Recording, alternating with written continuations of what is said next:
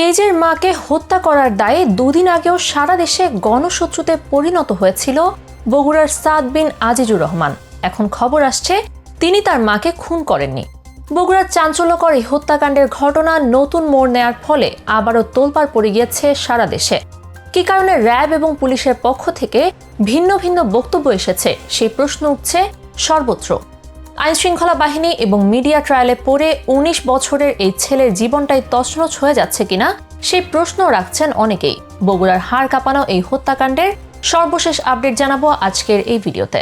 বগুড়ার দুপচাচিয়া সদরের জয়পুর পাড়া এলাকার গৃহবধূ উম্মে সালমা হত্যাকাণ্ডের ঘটনায় তার ছোট ছেলে সাদকে গত সোমবার কাহালু উপজেলা থেকে গ্রেফতার করেছিল র্যাপিড অ্যাকশন ব্যাটালিয়ন র্যাব তখন জানিয়েছিল প্রাথমিক জিজ্ঞাসাবাদে সাদ হত্যাকাণ্ডে জড়িত থাকার কথা স্বীকার করেছে। ব্রিফিং এ র্যাব জানায় হাত খরচের টাকা নিয়ে মা উম্মে সালমার সঙ্গে ঝগড়ার জের ধরে তাকে হত্যা করে রেফ্রিজারেটরে লুকিয়ে রাখেন ছেলে সাদ বিন আজিজুর রহমান। এই খবর প্রকাশের পরপরই সারা দেশে এই ছেলের প্রতি তুমুল নিন্দার ঝড় ওঠে। একটা ছেলে কিভাবে মায়ের প্রতি এমন অত্যাচার করতে পারে সেই প্রশ্ন ছিল সবার মুখে। অথচ এখন জানা গেল ছেলে নয় বরং ভাড়াটিয়াই খুন করেছিল উম্মে সালমাকে। জেলা পুলিশ বলছে ভাড়াটিয়া মহিলার অনৈতিক কাজে বাধা ও তাকে বাসা ছেড়ে যেতে বলায় খুন হন গৃহমালিক উম্মে সালমা। হত্যাকাণ্ডে সরাসরি জড়িত ৩ অভিযুক্তকে গত ১৫ নভেম্বর গ্রেপ্তার করা হয়েছে। গ্রেপ্তারকৃতরা হলেন সাদ বিন আজিজুর রহমানের বাসার ৪ তলার ভাড়াটিয়া উপজেলার চামরুল ইউনিয়নের উত্তর সাজাপুর গ্রামের আইয়ুব আলীর স্ত্রী মাবিয়া বেগম, তার সহযোগী গুনাহার ইউনিয়নের তালুচ পশ্চিম পাড়ার আব্দুর রহিমের ছেলে মুসলিম উদ্দিন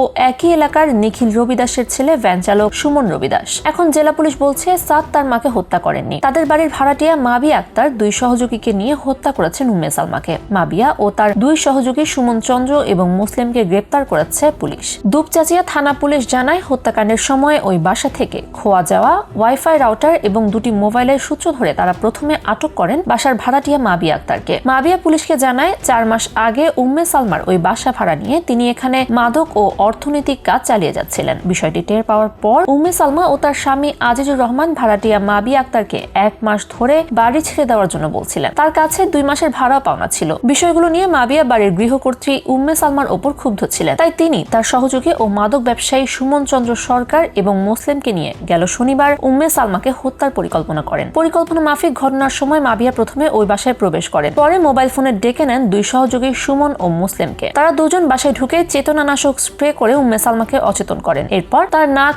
মুখ ও হাত বেঁধে বাসার ডিপ ফ্রিজে ঢুকিয়ে রেখে তারা ৩ জন সেখান থেকে বেরিয়ে যায়। বগুড়ার অতিরিক্ত পুলিশ সুপার সুমন রঞ্জন সরকার বলেন, আটকের পর মাবিয়া, সুমন ও মুসলিম উম্মে সালমাকে হত্যার কথা স্বীকার করে ঘটনার পুরো বিবরণ দিয়েছে। পরে তাদের দেখানো জায়গা থেকে পুলিশ হত্যাকাণ্ডে ব্যবহৃত জিনিসপত্র এবং ওই বাসা থেকে খোয়া যাওয়া জিনিসপত্রগুলো উদ্ধার করে। বিকেলে তাদের ৩ জনকে এই মামলায় গ্রেপ্তার দেখিয়ে স্বীকারোক্তিমূলক জবানবন্দি নেওয়ার জন্য বগুড়া আদালতে নিয়েছে পুলিশ। দুপচাচিয়া থানার ভারপ্রাপ্ত কর্মকর্তা ফরিদুল ইসলাম বলেন, উম্মে সালমা হত্যাকাণ্ডের ঘটনায় তার বড় ছেলে বাদী হয়ে থানায় অজ্ঞাতনামা ব্যক্তিদের আসামি করে মামলা করেছেন। হত্যাকাণ্ডে জড়িত সন্দেহে তার ছোট ছেলে সাদকে গ্রেপ্তারের পর থানায় হস্তান্তর করলে তাকে স্বীকারোক্তিমূলক জবানবন্দি দিতে আদালতে পাঠানো হয়। জিজ্ঞাসাবাদের জন্য রিমান্ডের আবেদন করা হলে আদালত ৩ দিনের রিমান্ড মঞ্জুর করেন। রিমান্ডের প্রথম ও দ্বিতীয় দিন সাদ পুলিশকে বিষয়টি জানালে পুলিশ ঘটনাস্থলে গিয়ে আলামত উদ্ধার ও ৩ অভিযুক্তকে গ্রেপ্তার করে। ছেলে সাদ যদি মাকে আসলে হত্যা না করে থাকে তবে তাকে কেন জাতীয় ভিলেন বানানো হলো, এই প্রশ্ন এখন দেশবাসীর মুখে, যার ফলে এই ঘটনার আরো গভীর তদন্তের দাবি জানানো হচ্ছে সর্বত্র থেকে।